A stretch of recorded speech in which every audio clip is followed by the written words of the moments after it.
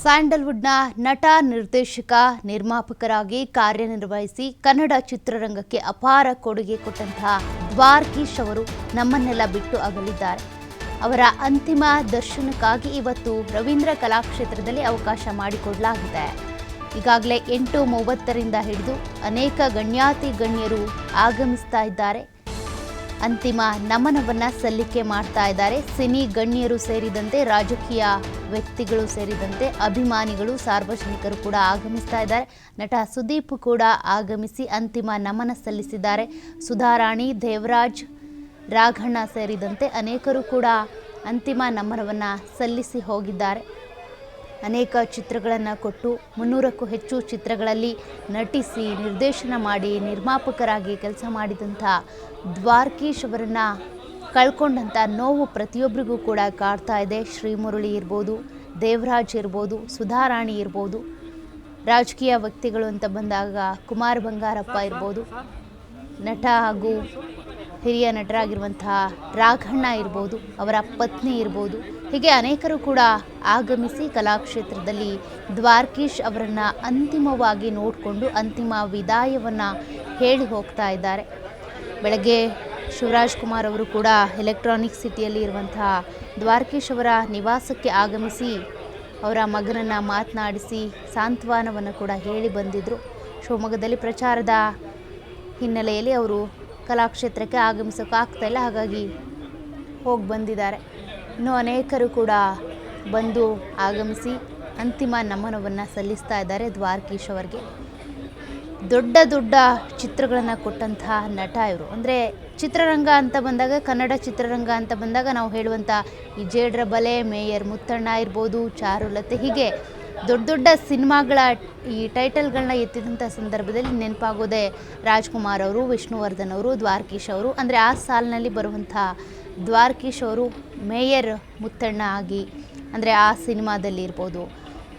ಹೀಗೆ ಡಾಕ್ಟರ್ ವಿಷ್ಣುವರ್ಧನ್ ಅವರ ಜೊತೆಗೆ ನಟನೆ, ಶಂಕರ್ ನಾಗ್ ಅವರ ಜೊತೆಗೆ ನಟನೆ, ಅದೇ ರೀತಿಯಾಗಿ ರಾಜ್ಕುಮಾರ್ ಅವರ ಜೊತೆಗೆ ನಟನೆ, ಬಾಲಕೃಷ್ಣ ಅವರ ಜೊತೆಗೆ ನಟನೆ, ಪ್ರತಿಯೊಂದು ಪಾತ್ರಗಳನ್ನು ಕೂಡ ವಿಭಿನ್ನವಾಗಿ ಮಾಡಿ ಹಾಸ್ಯ ಪ್ರವೃತ್ತಿಯ ಮೂಲಕ ಜನರ ಮನವನ್ನು ಗೆದ್ದಂಥ ಅವರು ಎಲ್ಲರನ್ನೂ ಕೂಡ ಆಗಲಿದ್ದಾರೆ. ಅವರ ಅಂತಿಮ ನಮನಕ್ಕೋಸ್ಕರ ಗಣ್ಯಾತಿ ಗಣ್ಯರು ಬಂದು ರವೀಂದ್ರ ಕಲಾಕ್ಷೇತ್ರದಲ್ಲಿ ಅಂತಿಮ ನಮನವನ್ನು ಸಲ್ಲಿಕೆ ಮಾಡ್ತಿದ್ದಾರೆ.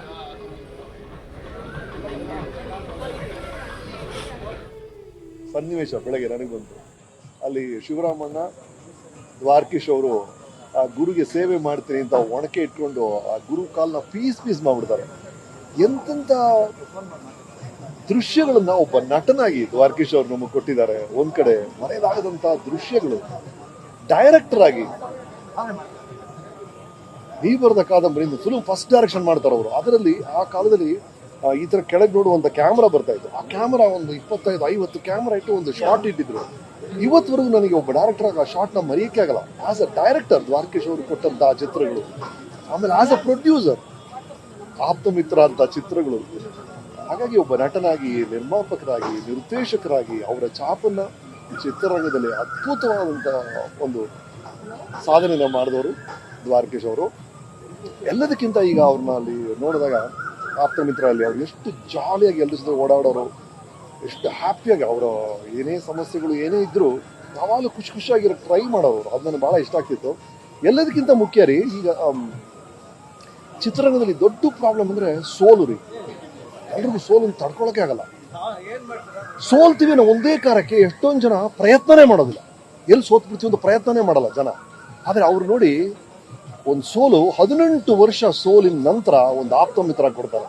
18 ವರ್ಷಗಳ ಸೋಲು ನಂತರ ಒಂದು ಆಪ್ತಮಿತ್ರ ಸಿಗುತ್ತೆ. ಅದು ಅಂದ್ರೆ ಸೋಲಿಗೆ ಎದುರ್ಕೊಂಡು ಓಡೋವಲ್ಲ, ಅದು ದ್ವಾರಕೀಶ್ ನನಗೆ ಬಹಳ ಇಷ್ಟ ಆಗೋ ವಿಷಯ. ಅದು ಐ ಥಿಂಕ್ ದ್ವಾರಕೀಶ್ ಅವರ ಜೀವನದ ಸಂದೇಶ ಅದು ಅನ್ಸುತ್ತೆ. ಓಂ ಶಾಂತಿ. ಗುರು ಶಿಷ್ಯರದು ಒಂದು ಸನ್ನಿವೇಶ ಬೆಳಗ್ಗೆ ನನಗೆ ಬಂತು. ಅಲ್ಲಿ ಶಿವರಾಮಣ್ಣ, ದ್ವಾರಕೀಶ್ ಅಂಕಲ್ ಜೊತೆ ರಿಲೇಶನ್ಶಿಪ್ ನಿನ್ನೆ ಮೊನ್ನೆದಲ್ಲ. ಅವ್ರ ಬ್ಯಾನರ್ ಅಲ್ಲಿ ನಾನು ಚೈಲ್ಡ್ ಆರ್ಟಿಸ್ಟ್ ಆಗಿ ಕೆಲಸ ಮಾಡಿದ್ದೀನಿ. ಅದ್ರ ಜೊತೆಗೆ ಚಿಕ್ಕ ವಯಸ್ಸಿಂದ ಅವರು ಬೆಂಗಳೂರು ಮನೆ ಆಗಿರ್ಬೋದು ಅಥವಾ ಚೆನ್ನೈಯಲ್ಲಿ ಆಗಿರ್ಬೋದು ಅಂತ ಅವಕಾಶ ಸಿಕ್ಕಿತ್ತು. Definitely it's a very big loss. ಯಾಕೆಂದರೆ ಕನ್ನಡ ಸಿನಿಮಾಗಳಿಗೋಸ್ಕರನೇ ಅವರು ಜೀವನನ ಮುಡುಪಾಗಿಟ್ಟಿದ್ರು. ಅವರಿಂದ ಒಂದು ಧೈರ್ಯ ಎಷ್ಟೋ ಜನ ನೋಡಿ ಕಲ್ತಿದ್ದಾರೆ.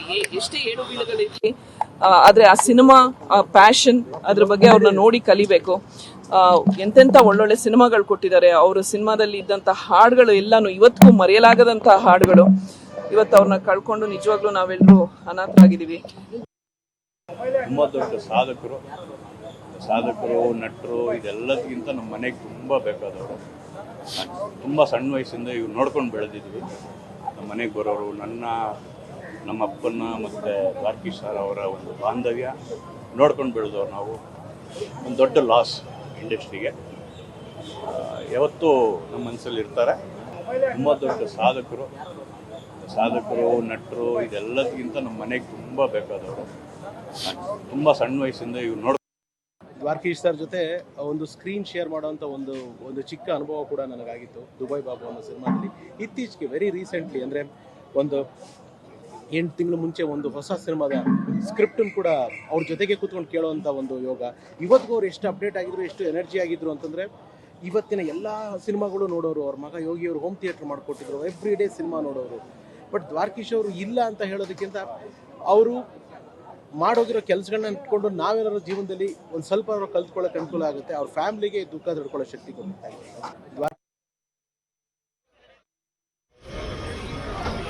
ದ್ವಾರಕೀಶ್ ಅವರನ್ನ ಕೊನೆಯದಾಗಿ ನೋಡಿ ವಿದಾಯವನ್ನು ಹೇಳೋದಕ್ಕೆ ಅಂತ ಗಣ್ಯರು ಬರ್ತಾ ಇದ್ದಾರೆ.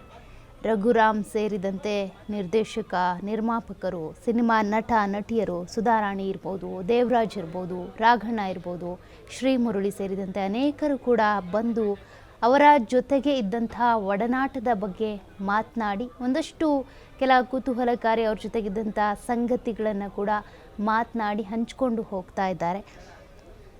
ದ್ವಾರಕೀಶ್ ಅಂತ ಬಂದಾಗ ಬರೀ ಕನ್ನಡ ಚಿತ್ರರಂಗದಲ್ಲಿ ಇರುವಂಥ ನಟ ನಟಿಯರಿಗೆ ಮಾತ್ರ ಡೈರೆಕ್ಷನ್ ಹೇಳಿದಂಥ ನಿರ್ಮಾಪಕ, ನಿರ್ದೇಶಕ ಅಲ್ಲ. 1986ರಲ್ಲಿ ರಜನಿಕಾಂತ್ ಅವ್ರಿಗೂ ಕೂಡ ಡೈರೆಕ್ಷನ್ ಹೇಳಿದರು.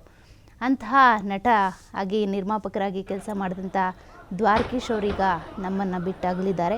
ನಾನ್ ಆದಿಮೈ ಇಲ್ಲೈ ಅನ್ನುವಂಥ ಒಂದು ಸಿನಿಮಾಕ್ಕೆ ರಜನಿಕಾಂತ್ ಅವರಿಗೆ ಶ್ರೀದೇವಿ ಮತ್ತು ಆಚೆ ಮನೋರಮಾ ಇವರೆಲ್ಲರೂ ಕೂಡ ಈ ಸಿನಿಮಾದಲ್ಲಿ ನಟಿಸಿದ್ರು. ಆ ಒಂದು ಸಿನಿಮಾಗೆ ಇವರು ಡೈರೆಕ್ಟ್ ಮಾಡಿದ್ದು. 1986ರಲ್ಲಿ ಈ ಸಿನಿಮಾ ತೆರೆ ಕಂಡಿತ್ತು. ನಿನ್ನೆ ಮಾತನಾಡುವಂಥ ಸಂದರ್ಭದಲ್ಲೂ ಕೂಡ ಸದಾಶಿವ ಅನ್ನುವಂಥ ಸಿನಿಮಾ ಪತ್ರಕರ್ತರು ಮಾತನಾಡುವಂಥ ಸಂದರ್ಭದಲ್ಲಿ ಇದನ್ನೇ ಹೇಳಿದರು. ರಜನಿಕಾಂತ್ ಅವ್ರಿಗೂ ಕೂಡ ಡೈರೆಕ್ಷನ್ ಹೇಳಿದಂಥ ನಟ, ನಿರ್ಮಾಪಕ, ನಿರ್ದೇಶಕ ನಮ್ಮನ್ನು ಬಿಟ್ಟು ಅಗಲಿದ್ದಾರೆ. ಅವರನ್ನು ಕಳ್ಕೊಂಡಂಥ ನೋವು ನಮಗೆ ತುಂಬ ಕಾಡ್ತಾ ಇದೆ. ಬಹಳ ಸ್ನೇಹ ಜೀವಿಯಾಗಿದ್ದರು ಅಂತ ಹಂಚ್ಕೊಳ್ತಾ ಇದ್ರು ಒಂದಷ್ಟು ವಿಷಯಗಳನ್ನು. ಹೀಗೆ ಅವರು ಒಂದೇ ನಿಂತ ಜಾಗದಲ್ಲಿ ನಿಲ್ತಾ ಇರಲಿಲ್ಲ. ಅಂದರೆ ಬರೀ ನಟನಾಗಿನೋ ಅಥವಾ ಹಾಸ್ಯ ನಟನಾಗಿನೋ, ಅವ್ರು ಹಾಸ್ಯ ನಟನಾಗಿ ಕಾಲಿಟ್ಟಂಥವ್ರು ಚಿತ್ರರಂಗಕ್ಕೆ, ಹಾಗೆಯೇ ಉಳ್ಕೊಂಡು ಬಿಡ್ಬೋದಾಗಿತ್ತು. ಅಥವಾ ಚಿತ್ರದಲ್ಲಿ ಸೋಲನ್ನು ಕಂಡ್ವಿ ಅನ್ನುವಂಥ ಕಾರಣಕ್ಕೆ ಈಗ ರಮೇಶ್ ಅರವಿಂದ್ ಅವರು ಹೇಳಿರೋ ಥರ ಎಲ್ಲೋ ಸೋತ್ ಬಿಡ್ತೀವಿ ಅನ್ನೋ ಕಾರಣಕ್ಕೆ ಪ್ರಯತ್ನನೇ ಮಾಡಲ್ಲ, ಅಥವಾ ಸೋತ್ವಿ ಅನ್ನೋ ಕಾರಣಕ್ಕೆ ಮತ್ತೆ ಪ್ರಯತ್ನ ಮಾಡುವಂಥ ಕೆಲಸಕ್ಕೆ ಹೋಗಲ್ಲ. ಹಾಗೆ ಇವರೇನಾದರೂ ಕೆಲವೊಂದು ಚಿತ್ರಗಳು ಸೋತಂಥ ಸಂದರ್ಭದಲ್ಲಿ ಮುಂದೆ ಹೆಜ್ಜೆ ಇಡದೆ ಹಾಗೆ ತಟಸ್ಥರಾಗಿಬಿಟ್ಟಿದ್ರೆ ಈ ರೀತಿಯಾಗಿ 300 ಸಿನಿಮಾಗಳನ್ನು ಕೊಡುಗೆಯಾಗಿ ಕನ್ನಡ ಚಿತ್ರರಂಗಕ್ಕೆ ಕೊಡೋದಕ್ಕಾಗ್ತಾ ಇರಲಿಲ್ಲ. ಅದು ನಟರಾಗಿರ್ಬೋದು, ಸಹ ನಟರಾಗಿರ್ಬೋದು, ಪೋಷಕ ನಟರಾಗಿರ್ಬೋದು, ನಿರ್ದೇಶನ ಮಾಡಿರ್ಬೋದು ಅಥವಾ ನಿರ್ಮಾಪಕರಾಗಿ ಮಾಡಿರ್ಬೋದು. ಆದರೆ ಅಷ್ಟು ಸಿನಿಮಾಗಳನ್ನು ಕೊಡಬೇಕು ಅಂತ ಬಂದಾಗ ವಿಭಿನ್ನವಾಗಿ ಕತೆ ವಿಭಿನ್ನವಾಗಿರಬೇಕು, ಪಾತ್ರಧಾರಿಗಳು ವಿಭಿನ್ನವಾಗಿರಬೇಕು. ಹೀಗೆ ಬಂದಾಗ ಆಗ ಅಂದರೆ ಪ್ರಯತ್ನವನ್ನು ಮಾಡದೇ ಇದ್ದರೆ ಇದ್ಯಾವುದು ಕೂಡ ಸಾಧ್ಯ ಆಗ್ತಾ ಇರಲಿಲ್ಲ. ಹಾಗಾಗಿ ವಿಭಿನ್ನ ಪ್ರಯತ್ನಗಳನ್ನು ಮಾಡ್ತಾಯಿದ್ರು. ಆಫ್ರಿಕಾದಲ್ಲಿ ಶೀಲಾ ಇರ್ಬೋದು, ಅದೇ ರೀತಿಯಾಗಿ ಸಿಂಗಾಪುರದಲ್ಲಿ ರಾಜ ಕುಳ್ಳ ಇರ್ಬೋದು.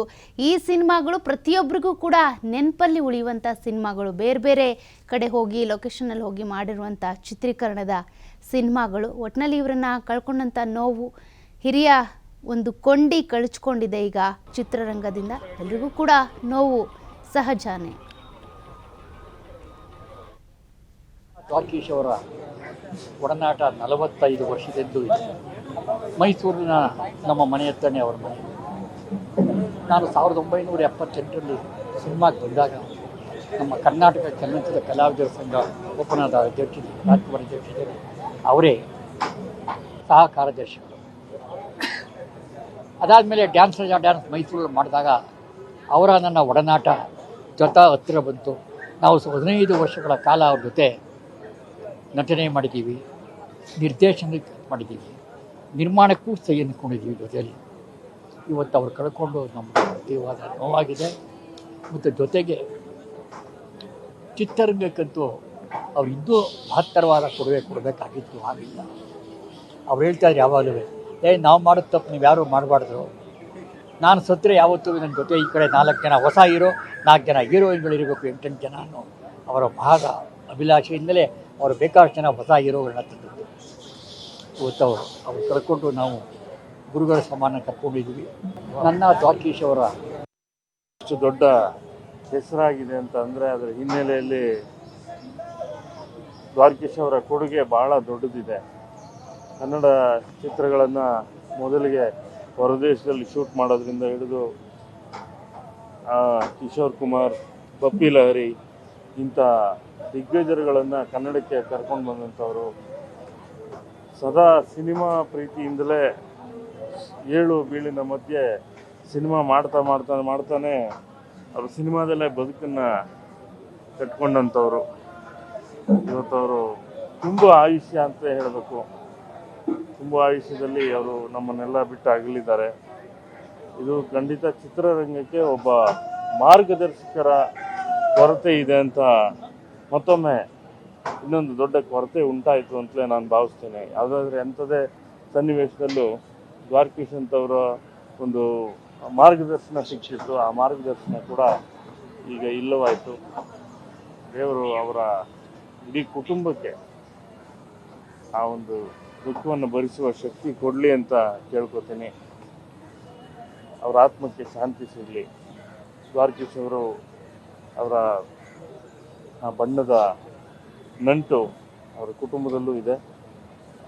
ಯೋಗಿ ಮತ್ತು ಎಲ್ಲ ಅವರ ಇಡೀ ಕುಟುಂಬಕ್ಕೆ ಈ ಶಕ್ತಿ ಸಿಗಲಿ ಅಂತ ಕೇಳ್ಕೊತೀನಿ. ಇಷ್ಟು ದೊಡ್ಡ ಹೆಸರಾಗಿದೆ ಅಂತ ಅಂದರೆ ಅದರ ಹಿನ್ನೆಲೆಯಲ್ಲಿ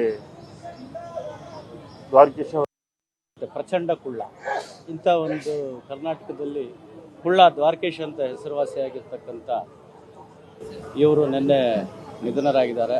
ನಾವು ಕರ್ನಾಟಕ ಚಲನಚಿತ್ರ ವಾಣಿಜ್ಯ ಮಂಡಳಿಯಿಂದ ಅವ್ರಿಗೆ ಪರಿಪೂರ್ಣವಾದ ಗೌರವವನ್ನು ಅರ್ಪಿಸಿ ನಿನ್ನೆ ಕೂಡ ನಾವು ಆಫೀಸ್ ಬೇರೆಸ್ ಹೋಗಿ ಬಂದ್ವಿ. ಇವತ್ತು ಎಲ್ಲವೂ ಅರೇಂಜ್ಮೆಂಟ್ಸ್ ಮಾಡಿಕೊಟ್ಟಿದ್ದೀವಿ ಸರ್ಕಾರದ ಜೊತೆ ಮಾತಾಡಿ. ನನಗೂ ಮತ್ತು ದ್ವಾರಕೀಶ್ ಅವರಿಗೆ ನಾನು ಸಣ್ಣ ಹುಡುಗನಿಂದಲೂ ಅವ್ರಿಗೂ ನನಗೂ ಒಡನಾಟ ಇದೆ. ನಮ್ಮ ತಂದೆಯವರ ಕಾಲದಿಂದಲೂ ಮುಸರಿ ಕೃಷ್ಣಮೂರ್ತಿ ಅವ್ರನ್ನ ಕಂಡ್ರೆ ಅವ್ರಿಗೆ ಭಾಳಷ್ಟು ಅಭಿಮಾನ. ದ್ವಾರಕೀಶ್ ಅವ್ರಿಗೆ ಏನಂದರೆ ರಕ್ತದಲ್ಲೇ ಚಿತ್ರರಂಗ ಕಲೆ ಅನ್ನೋದು ಒಂದು ಮೈಗೂಡಿಸ್ಕೊಂಡು ಬಂದು ಸಿನಿಮಾಗೋಸ್ಕರ ಏನು ಬೇಕಾದ್ರೂ ಮಾಡ್ತೀನಿ, ಏನು ಬೇಕಾದ್ರೂ ನಾನು ಇದು ಮಾಡ್ತೀನಿ ಅಂತೇಳಿ ಸುಮಾರು ಒಂದು ಪಾಪ 6-7 ಮನೆ ಇವತ್ತಿನ ದಿವಸ ಅವ್ರು ಕಳ್ಕೊಂಡು ಪರಿಪೂರ್ಣವಾಗಿ ಚಿತ್ರರಂಗಕ್ಕೆ ಅವರು ಮೀಸಲಾಗಿಟ್ಟಂಥ ದ್ವಾರಕೀಶ್ ಅವರು ಇವತ್ತಿನ ದಿವಸ ನಮ್ಮ ಕಣ್ಮುಂದೆ ಇಲ್ಲ. ಭಾಳ ದುಃಖಕರ ಸಂಗತಿ. ಹಿರಿಯ ಚೇತನ ನಾವು ಕಳ್ಕೊಂಡಿದ್ದೀವಿ. ಇನ್ನೇನು ಹೆಚ್ಚಿಗೆ ಹೇಳೋ ಪರಿಸ್ಥಿತಿನಲ್ಲಿ ನಾನಿಲ್ಲ. ಪ್ರಚಂಡ ಕುಳ್ಳ ಇಂಥ ಒಂದು